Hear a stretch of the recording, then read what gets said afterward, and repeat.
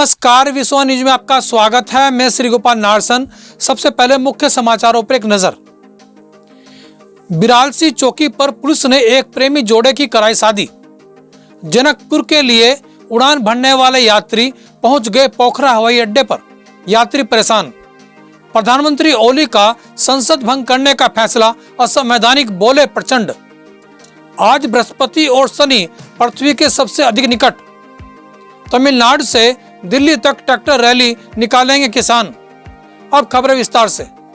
मुजफ्फरनगर जनपद की बिरालसी चौकी पर पुलिस ने एक प्रेमी जोड़े की शादी कराई है।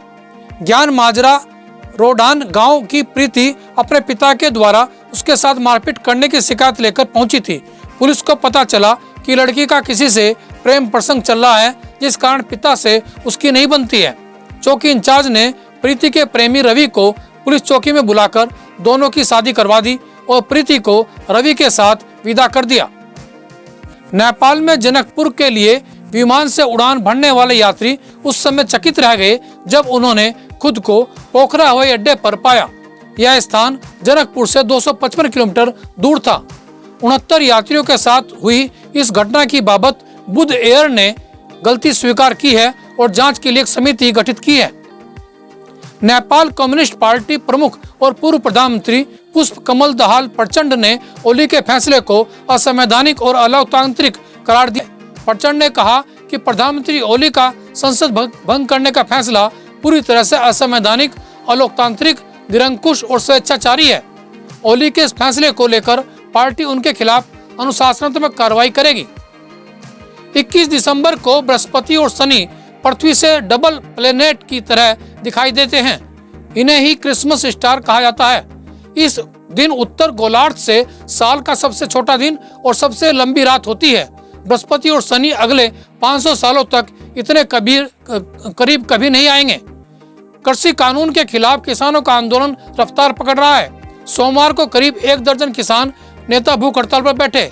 ये प्रक्रिया हर रोज रोटेशन के आधार पर चलेगी।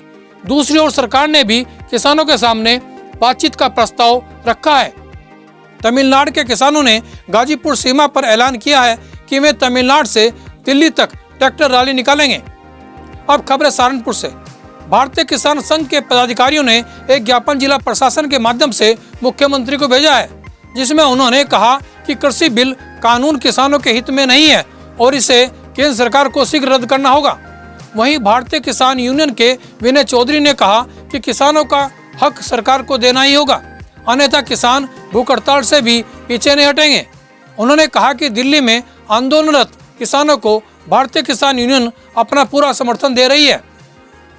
लक्सर के बसेड़ा गांव में दिन दहाड़े 2 युवकों को बदमाशों द्वारा गोली मार दी गई, जिसमें 27 वर्षीय जैकी के सर में गोली लगी है, जिससे मौके पर ही उसकी मौत हो गई, जबकि 17 वर्षीय दीक्षित की कमर में गोली लगी है और उसे हार्ट सेंटर रेफर किया गया है।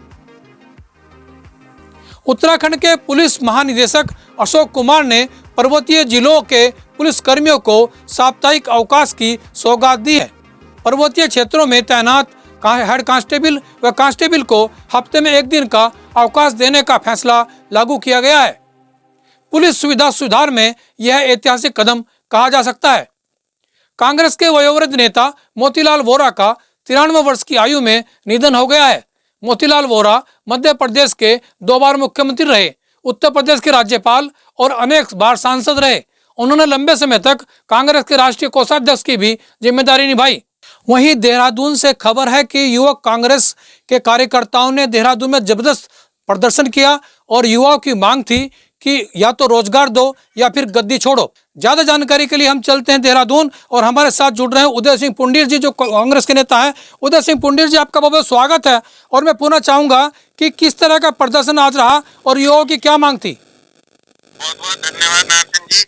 आज बहुत ही जबरदस्त प्रोग्राम देहरादून के अंदर हुआ। विधानसभा चुनाव का प्रोग्राम था और बहुत मतलब संख्या बल था, भारी संख्या बल था और युवाओं में जो है ना बहुत रोष था कि देवेंद्र जो सरकार है ये बिल्कुल हर मोर्चे में फेल है।